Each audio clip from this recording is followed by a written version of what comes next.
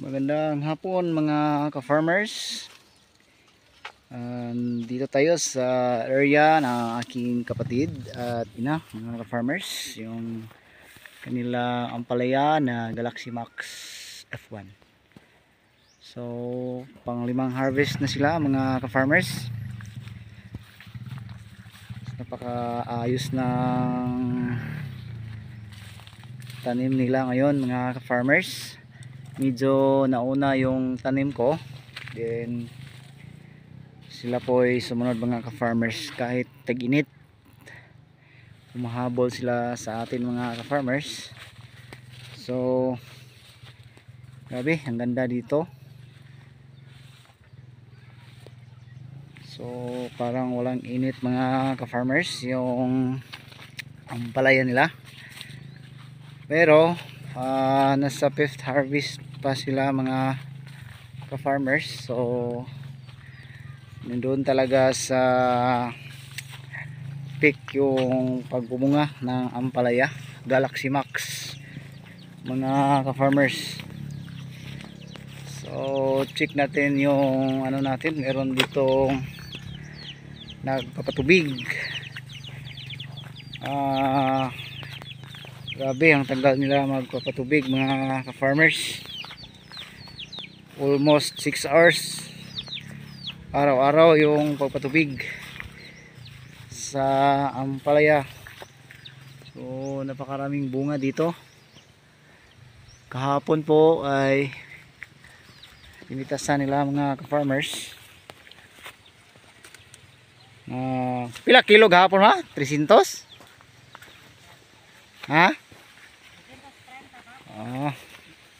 200 plus kilos mga ka-farmers. So dami pang bunga na iniwan. Daghan pa maning bunga din ni biya ano, dagko.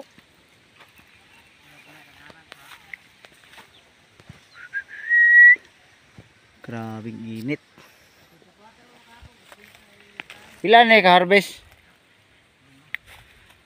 5 harvest mga ka-farmers. So daming bunga oh.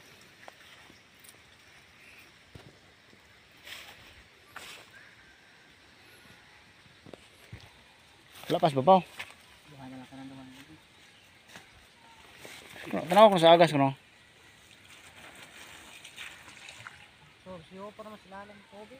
May noon para dili ako.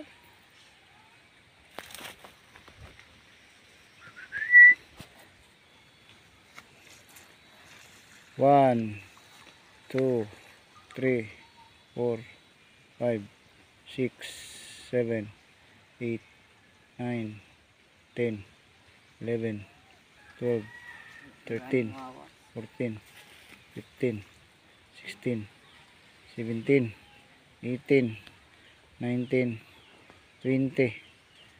So grabe mga ka-farmers, ang patubig nila ay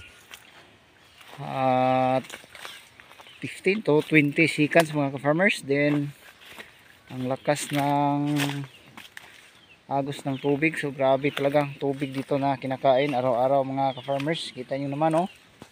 So basang basa to ngayon guys, pero bukas ng umaga magiging ano na yan, kasi grabe ang init. Kuha rin na biya no. So ang laki ng ampalaya.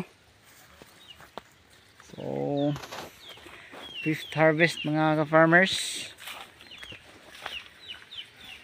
Grabe, ang daming bunga. Pero alam nyo mga ka-farmers, araw-araw wala silang ibang magawa kundi nagpapatubig na lang mga ka-farmers.